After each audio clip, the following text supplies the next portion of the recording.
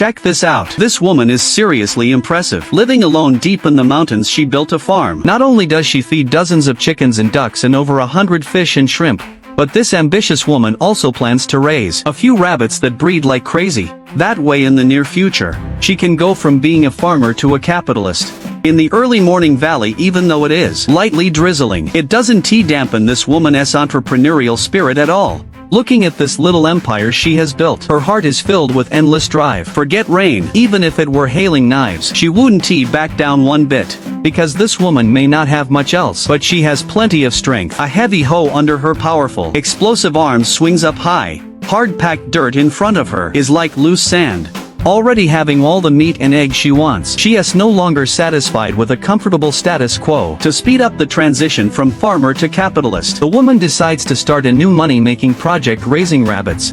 And this patch of wildland she is working so hard to dig up will be the future rabbit farm. Because compared to other types of livestock farming, raising rabbits has a relatively low startup cost, which is perfect for this woman who currently has almost nothing. Plus, rabbits are famously good at breeding. They can have 5 to 6 litters a year. With each litter having 5 to 10 babies, they reproduce fast and have a short breeding cycle. After digging out the foundation for the rabbit farm, it's time to make burrows for the rabbits. Since rabbits are burrowing animals, their nests have to be built in dirt holes. The dirt holes for the nests don't need to be too big. Just big enough to fit a ball. About 8 inches across is fine. Also, rabbits hate heat and dampness, so the burrows need to be at least 4 inches above the ground. To stop the rabbits from fighting, they each need their own private room. So the woman dug 4 of these dirt holes, because in the beginning she only plans to raise 4 rabbits, 2 males and 2 females. After finishing the burrows, the woman uses thick wooden boards to pack down the messy dirt around the holes nice and flat, because as the undisputed queen of wilderness building,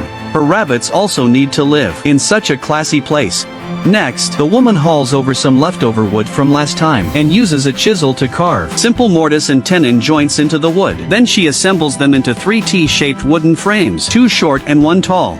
On top of the frames she connects them in pairs with wooden planks, making them into one unit. That gives her the basic frame for a rabbit hutch. Then the woman weaves 2 rectangular bamboo mats and lays those 2 mats onto the roof frame of the hutch. Of course that's not nearly enough, so the woman stomps up some yellow mud with her feet to make the mud stronger. She mixes in a bunch of dry straw. Then she uses a wheelbarrow to move the mud to the hutch and spreads it over the hutch roof, which she already covered with waterproof plastic sheeting, and smooths it out with her hands. The mud layer shouldn't be too thick. If it's too thick it'll be too heavy and could crush the hutch. And of course it can't be too thin either. Too thin and it'll crack easily. Plus it won't keep the heat in or block the sun. So, just keep it around 3/4 of an inch thick. After giving the hutch roof a nice little overhang, the other side of the hutch that doesn't touch the wall also needs to be completely sealed up with mud. That way it'll be as windproof and warm as possible.